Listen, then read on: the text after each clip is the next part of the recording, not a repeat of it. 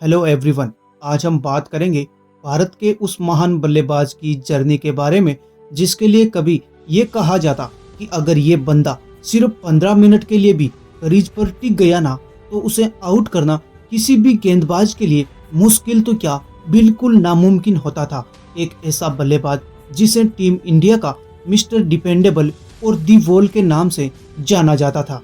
ऐसा बल्लेबाज जिसने मानो सिर्फ टेस्ट क्रिकेट के लिए ही जन्म लिया था। मैं बात कर रहा हूँ टीम इंडिया के सबसे भरोसेमंद बल्लेबाज सर राहुल द्रविड़ की।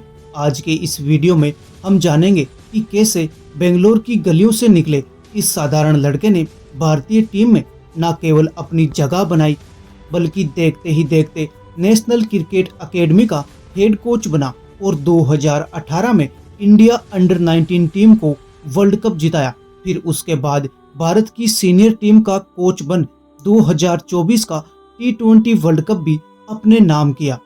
तो दोस्तों, राहुल द्रविड़ का जन्म 11 जनवरी साल 1973 को मध्य प्रदेश के इंदौर शहर में एक साधारण महाराष्ट्रियन परिवार में होता है।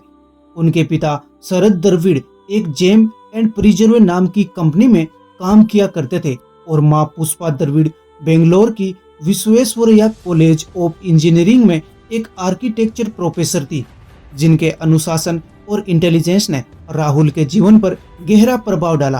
परिवार जल्द ही बेंगलोर शिफ्ट हो जाता है और यहीं पर राहुल का बचपन बीता। बेंगलोर की हलचल भरी गलियों में राहुल एक शांत और पढ़ाकू बच्चे थे। राहुल द्रविड़ ने अपनी schooling Saint Joseph Boys High School से की, जहां वो हमेशा टॉपर्स की लिस्ट में रहते, लेकिन उनका असली जुनून क्रिकेट था। 10 साल की उम्र में वो टीवी पर गावस्कर और कपिल देव को देखकर खुद भी क्रिकेटर बनने के सपने देखते। जब राहुल 12 साल के हुए तब वो घर की छोटी सी बालकनी में पुरानी टेनिस गेंद से दीवार के सामने प्रैक्टिस करते। उनके बड़े भाई विजय द्रविड़ और माता पिता ने उनका हौसला बढ़ाया, लेकिन कभी दबाव नहीं डाला। राहुल की माँ पुष्पा उन्हें पढ़ाई और खेल में बैलेंस सिखाती थी। वो अक्सर कहती कि पढ़ाई तुम्हारा बैकअप है, लेकिन सपने तुम्हारे अपने हैं। अपनी स्कूल पूरी करने के बाद में Rahul Saint Joseph College of Commerce Bangalore से बीकॉम की डिग्री लेते हैं, लेकिन क्रिकेट की पुकार उन्हें हर किताब से ज्यादा खींचती थी। राहुल अपने दोस्तों के साथ स्थानीय मैदानों में घंटों प्रैक्टिस करते, जहां पुरानी गेंदें और टूटी स्टंप्स उनका पहला कोच बनी। राहुल द्रविड़ सिखाते हैं कि सपने किसी बड़े मैदान या महंगे किट से शुरू नहीं होते, वो शुरू होते हैं एक छोटे से जुनून से जो कि दिल में पलता है। साल 1985 में 12 साल की उम्र में राहुल बेंगलोर के मशहूर चिन्नास्वामी स्टेडियम में एक समर कोचिंग कैंप में पहुंचे। वहां पूर्व क्रिकेटर केकी तारापोर उनकी बल्लेबाजी देखते हैं। राहुल की सॉलिड टेक्निक और फोकस देखकर केकी कहते हैं कि इस लड़के में कुछ तो खास है, और यही वो पल था जिसने राहुल के क्रिकेट सफर की नींव रखी। कोच केकी तारापोर राहुल को तकनीक पर ध्यान देना सिखाते थे, जैसे बल्ला सीधा रखना, गेंद को देर तक देखना और हर शॉट में अनुशासन रखना। राहुल घंटों नेट में प्रैक्टिस करते, जहां उनकी डिफेंसिव टेक्निक इतनी मजबूत हो गई कि कोच उन्हें लिटिल वॉल कहने लगे। 15 साल की उम्र में राहुल को कर्नाटक की अंडर 15, फिर अंडर 17 और अंडर 19 टीम में चुना जाता है। उनका शांत स्वभाव और मेहनत उन्हें जल्द ही लोकल क्रिकेट सर्कल में मशहूर कर देती हैं। साल 1991 में 18 साल की उम्र में वो कर्नाटक के लिए रणजी ट्रॉफी में डेब्यू करते हैं। अपने पहले ही सीजन में 63 के औसत से वो 380 रन बनाते हैं, जिसमें 2 शतक भी शामिल थे। राहुल की बल्लेबाजी में एक खास बात दिखती थी, वो दबाव में शांत रहते, चाहे गेंदबाज कितना भी तेज क्यों ना हो। ईरानी ट्रॉफी और विजय हजारे ट्रॉफी में भी राहुल सर ने खूब रन बनाए। साल 91 और 92 सीजन में अपनी बल्लेबाजी से कर्नाटक को रणजी चैंपियन बनाया, लेकिन ये सफर इतना आसान नहीं था जितना हम सोच रहे हैं। सुबह 5 बजे प्रैक्टिस के लिए उठना, बस से मैदान तक जाना और देर रात तक टेक्निक पर काम करना, ये सब राहुल सर की डेली लाइफ का हिस्सा बन गया था। परिवार और दोस्त उनका हौसला बढ़ाते। राहुल सिखाते हैं कि मेहनत और अनुशासन से कोई भी मंजिल हासिल की जा सकती है। अब बात करें राहुल सर के इंटरनेशनल करियर की, तो 3 अप्रैल साल 1996 को उन्होंने सिंगापुर में श्रीलंका के खिलाफ अपना पहला वनडे डेब्यू किया। ये एक सिंगर कप का मैच था और राहुल द्रविड़ को मिडिल ऑर्डर में बैटिंग के लिए भेजा गया। उस समय टीम इंडिया में मध्य क्रम में जगह खाली थी क्योंकि विनोद कांबली की खराब फॉर्म और अनिश्चित व्यवहार ने सिलेक्टर्स को नया चेहरा ढूंढने पर मजबूर किया था। राहुल को कांबली की जगह मौका मिला, लेकिन उनकी शुरुआत निराशाजनक रही। वो सिर्फ 3 रन बनाकर आउट हो गए। अगले कुछ और ओडीआई में भी वो रन नहीं बना पाते और जल्द ही टीम से बाहर कर दिए जाते हैं। लेकिन राहुल का धैर्य उनकी सबसे बड़ी ताकत थी, क्योंकि वो हार मानना तो जानते ही नहीं थे। फिर अब आता है 20 जून साल 1996 का दिन, जब लॉर्ड्स के ऐतिहासिक मैदान पर इंग्लैंड के खिलाफ राहुल का टेस्ट डेब्यू होता है। उस समय भारतीय टेस्ट टीम में मिडिल ऑर्डर में जगह बनाने की होड़ थी। संजय मांजरेकर और मोहिंदर अमरनाथ जैसे सीनियर खिलाड़ी फॉर्म में नहीं थे और सिलेक्टर्स ने राहुल को मौका दिया। राहुल 6 नंबर पर बल्लेबाजी करने के लिए आते हैं और अपनी पहली ही टेस्ट मैच में 95 रन की शानदार पारी खेली। हालांकि वो शतक से चूक गए, लेकिन अपनी सॉलिड टेक्निक और धैर्य से सबका दिल जीत लिया। आपकी जानकारी के लिए बता दें कि उसी मैच में राहुल के साथ साथ सौरव गांगुली ने भी टेस्ट डेब्यू किया था और अपने पहले ही टेस्ट डेब्यू में गांगुली ने शतक भी लगाया था। लेकिन राहुल की पारी में एक अलग ही ठहराव दिखता था। उसके बाद साल 1997 में राहुल द्रविड़ एक बार फिर से ओडीआई टीम में वापसी करते हैं और 1999 की चैंपियंस ट्रॉफी में अपनी जगह पक्की करते हैं। अपने करियर में राहुल ने कुल 164 टेस्ट मैच, 344 ओडीआई मैच खेले। हालांकि राहुल ने टी20 मैच एक ही खेला था और वो भी 2006 में स्कॉटलैंड के खिलाफ, क्योंकि टी20 उनके लिए कभी प्राथमिकता वाला गेम रहा ही नहीं। उनका मेन फोकस टेस्ट क्रिकेट ही था। राहुल सिखाते हैं कि शुरुआती नाकामी सिर्फ एक पड़ाव है। अगर आप मेहनत और धैर्य रखते हैं तो दुनिया का हर कोई मंच आपका इंतजार करता है। टेस्ट क्रिकेट में राहुल द्रविड़ एक अटल दीवार की तरह खड़े होते। अपने टेस्ट करियर के कुल 164 मैच में उन्होंने 52 के औसत से 13,288 रन बनाए, जिनमें 36 शतक और 63 अर्धशतक शामिल है। राहुल ने टेस्ट में कुल 31,258 गेंदों का सामना किया और ये किसी भी बल्लेबाज द्वारा फेस की गई सबसे ज्यादा गेंदें हैं। उनकी सबसे यादगार पारी 2001 की थी, कोलकाता के ईडन गार्डन्स में, जब भारत ऑस्ट्रेलिया के खिलाफ फॉलो ऑन खेल रहा था। ऑस्ट्रेलिया की टीम स्टीव वो और रिकी पॉन्टिंग की अगुवाई में 16 टेस्ट जीत चुकी थी और भारत की हार लगभग तय लग रही थी। लेकिन राहुल और वीवीएस लक्ष्मण ने 376 रनों की ऐतिहासिक साझेदारी की। राहुल ने 180 रन बनाए और भारत ने न सिर्फ फॉलो ऑन बचाया बल्कि मैच जीतकर इतिहास रच दिया। और राहुल द्रविड़ की इसी पारी ने उन्हें दी वॉल का खिताब दिलाया। 2003 और 4 में ऑस्ट्रेलिया दौरे पर भी राहुल ने खूब रन बनाए। एडिलेड टेस्ट में उन्होंने 233 और नाबाद 72 रन बनाए और भारत को ऐतिहासिक जीत दिलाई। इस सीरीज में राहुल ने कुल 602 रन बनाए। उनकी टेक्निक कमाल की थी। वो तेज गेंदबाजों जैसे ग्लेन मैक्रो और ब्रेटली को घंटों तक बिना थके खेलते, बिना किसी गलती के। राहुल द्रविड़ ने नॉन कीपर के तौर पर 210 कैच पकड़े, जो उस समय एक रिकॉर्ड था। अपनी कप्तानी में उन्होंने 25 टेस्ट खेले, जिनमें 8 मैच में जीत दिलाई, जिसमें 2004 में पाकिस्तान के खिलाफ जीती गई ऐतिहासिक सीरीज भी शामिल है। लेकिन कप्तानी में उन्होंने दबाव भी झेला, खासकर 2007 वर्ल्ड कप की हार के बाद। फिर भी वो हर बार और मजबूत होकर उभरे। राहुल सिखाते हैं कि जिंदगी एक टेस्ट मैच है। धैर्य, अनुशासन और मेहनत से हर तूफान को रोका जा सकता है। अब बात करें उनके ओडीआई रिकॉर्ड की, तो ओडीआई क्रिकेट में राहुल द्रविड़ सिर्फ एक बल्लेबाज नहीं बल्कि एक हरफनमौला हीरो है। उन्होंने 344 ओडीआई मैच में 39 के औसत से 10,889 रन बनाए, जिसमें 12 शतक और 83 अर्धशतक शामिल है। 1999 के वर्ल्ड कप में राहुल ने 331 रन बनाए, जिसमें न्यूजीलैंड के खिलाफ उनकी नाबाद 153 रन की पारी भी शामिल है। उस समय ओडीआई के मिडिल ऑर्डर में अजय जडेजा और रोबिन सिंह की जगह पक्की थी, लेकिन उनकी खराब फॉर्म ने राहुल को मौका दिया। सिलेक्टर्स ने राहुल की डिफेंसिव टेक्निक और दबाव में रन बनाने की क्षमता पर भरोसा किया।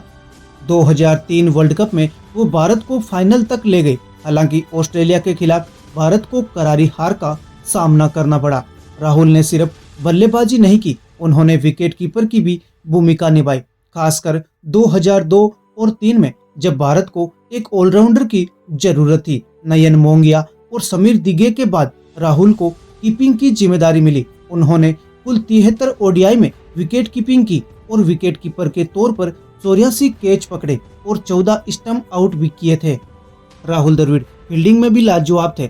फील्डिंग में कुल 153 कैच पकड़े। अपने लंबे हाथों की वजह से उन्हें जंबो नाम से पुकारा गया। हालांकि 2007 ओडीआई वर्ल्ड कप में राहुल की कप्तानी में भारत को बुरी तरह हार का सामना करना पड़ा, क्योंकि इंडिया नॉकआउट मैचों में ही बाहर हो गई।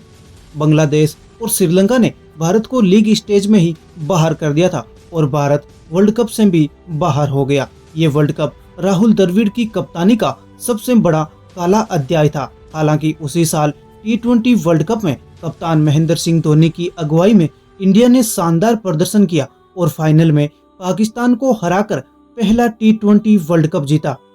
और इसी जीत ने शायद वनडे वर्ल्ड कप के हार के गम को भुला दिया था। राहुल द्रविड़ को दुनिया दी वॉल कहती है, एक ऐसी दीवार जो कभी नहीं गिरती। उनके दोस्त उन्हें जेमी बुलाते हैं, जेम्स बॉन्ड की तरह, और टीम इंडिया उन्हें मिस्टर डिपेंडेबल कहती है, क्योंकि वो हमेशा से ही भरोसेमंद खिलाड़ी थे। लेकिन उनका ये सफर इतना आसान नहीं था। साल 1996 में ओडीआई डेब्यू के बाद वो कई बार टीम से बाहर किए गए। 1997 में वापसी की, लेकिन 2005 और 6 में खराब फॉर्म ने उन्हें काफी परेशान किया। फिर 2006 में इंग्लैंड दौरे पर राहुल ने 346 रन बनाकर सबको हैरान कर दिया। 2007 के वर्ल्ड कप में हार के बाद राहुल अपनी कप्तानी छोड़ देते हैं। अब बात करें मिस्टर डिपेंडेबल के बारे में कुछ इंटरेस्टिंग फैक्ट्स की, तो राहुल लगातार 37 टेस्ट इनिंग तक एक बार भी डक आउट नहीं हुए। राहुल ने वीवीएस लक्ष्मण के साथ 376 रनों की रिकॉर्ड टेस्ट पार्टनरशिप की। 2010 में वो वीगन बन जाते हैं। पर्यावरण और स्वास्थ्य के प्रति अपनी जागरूकता दिखाते हुए राहुल ने 1000 से ज्यादा किताबें पढ़ी, खासकर इतिहास और बायोग्राफी के बारे में। फील्डिंग में अपने लंबे हाथों के कारण उन्हें जंबो कहा जाने लगा। राहुल का सबसे बड़ा सबक है कि संघर्ष आपको तोड़ते नहीं, बल्कि आपकी असली ताकत दिखाते हैं। मैदान के बाहर राहुल द्रविड़ एक साधारण और सच्चे इंसान हैं। 2003 में उन्होंने विजेता पेंडारकर से शादी की, जो एक सर्जन और उनकी बचपन की दोस्त थी। विजेता राहुल का सबसे बड़ा सपोर्ट सिस्टम बनी, जो क्रिकेट के उतार चढ़ाव में हमेशा साथ देती रही। राहुल और विजेता के 2 बेटे हैं, समित और अन्वय। राहुल अपने बच्चों को क्रिकेट से ज्यादा जीवन के मूल्य सिखाते हैं, जैसे मेहनत, ईमानदारी और धैर्य। विजेता मैम बताती है कि राहुल घर पर उतने ही अनुशासित है जितना मैदान पर। वो अक्सर अपने बच्चों के साथ क्रिकेट खेलते हैं, लेकिन उन्हें हमेशा कहते हैं कि खेलो लेकिन अपने दिल की सुनो। राहुल सिखाते हैं कि कामयाबी तभी पूरी होती है जब आप अपने परिवार के साथ बैलेंस बनाते हैं। 2011 में राहुल ने अपने लंबे ओडीआई सफर और T20 से संन्यास ले लिया। फिर 9 मार्च 2012 को ऑस्ट्रेलिया के खिलाफ एडिलेड में उन्होंने अपना आखिरी टेस्ट खेला। अपनी रिटायरमेंट स्पीच में राहुल ने कहा कि क्रिकेट ने मुझे सब कुछ दिया और 16 साल का शानदार करियर यहीं खत्म होता है। लेकिन उनकी कहानी यहीं नहीं रुकती। फैंस के लिए ये एक इमोशनल पल था, क्योंकि दी वॉल अब मैदान पर कभी नहीं दिखेंगे, लेकिन राहुल का धैर्य और शांत स्वभाव उन्हें नई शुरुआत के लिए तैयार करता है। वो सिखाते हैं कि रिटायरमेंट कोई अंत नहीं, बल्कि एक नया चैप्टर है। जिंदगी में हर खत्म होने वाला दौर एक नया मौका लाता है। रिटायरमेंट के बाद राहुल द्रविड़ क्रिकेट से दूर नहीं गए। उन्होंने कोचिंग की दुनिया में कदम रखा और एक नया इतिहास लिखा। 2015 में वो नेशनल क्रिकेट एकेडमी के हेड कोच बनते हैं, जहां उन्होंने युवा खिलाड़ियों को तराशा। 2018 में उनकी कोचिंग में भारत ने अंडर 19 वर्ल्ड कप जीता, जिसमें शुभमन गिल, पृथ्वी शॉ और कमलेश नागरकोटी जैसे सितारे चमके। राहुल उन्हें सिर्फ क्रिकेट नहीं, बल्कि मानसिक दृढ़ता और अनुशासन सिखाते हैं। 2019 में राहुल द्रविड़ आईपीएल में राजस्थान रॉयल्स के मेंटोर बने और फिर 2021 में भारतीय सीनियर टीम के भी हेड कोच बने। राहुल के कोचिंग करियर का शिखर आता है 2024 में, जब भारत ने T20 वर्ल्ड कप जीता। रोहित शर्मा की कप्तानी, राहुल द्रविड़ की रणनीतियां और शांत नेतृत्व ने भारत को T20 का खिताब दिलाया। वो युवा खिलाड़ियों को सिखाते हैं कि हार और जीत जिंदगी का हिस्सा है, लेकिन मेहनत कभी बेकार नहीं जाती। जून 2024 में वो टीम इंडिया के हेड कोच से इस्तीफा दे देते हैं, लेकिन उनकी सीख आज भी शुभमन गिल, यशस्वी जायसवाल और ईशान किशन जैसे खिलाड़ियों में जिंदा है। राहुल सिखाते हैं कि असली लिगेसी रनों या ट्रॉफी में नहीं, बल्कि दूसरों को मोटिवेट करने में होती है।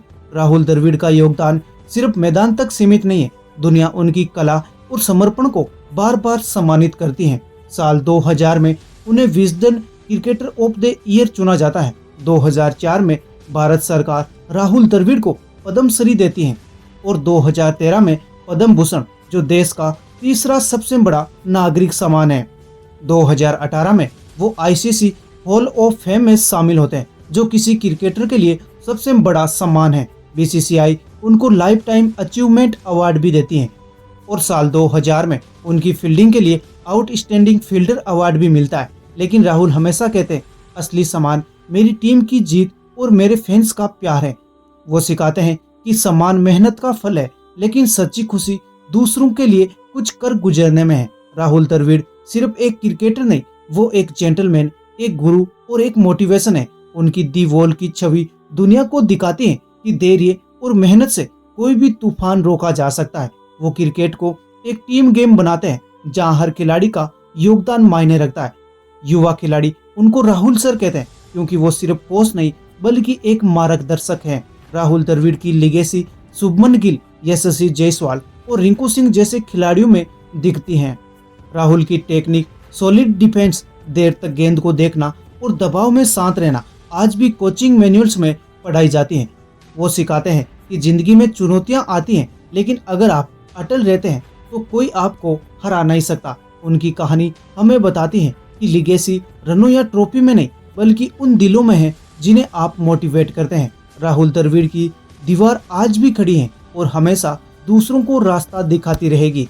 तो दोस्तों, ये है राहुल द्रविड़ की कहानी, एक साधारण लड़के से दी वॉल बनने का सफर। उनकी जिंदगी हमें सिखाती है कि मेहनत, धैर्य और जज्बा हो तो कुछ भी मुमकिन नहीं। अगर ये कहानी आपको पसंद आई तो लाइक करें, इसे शेयर करें और चैनल को भी सब्सक्राइब जरूर करें। और कमेंट्स में बताइए कि राहुल सर का कौन सा पल आपको सबसे ज्यादा मोटिवेट करता है।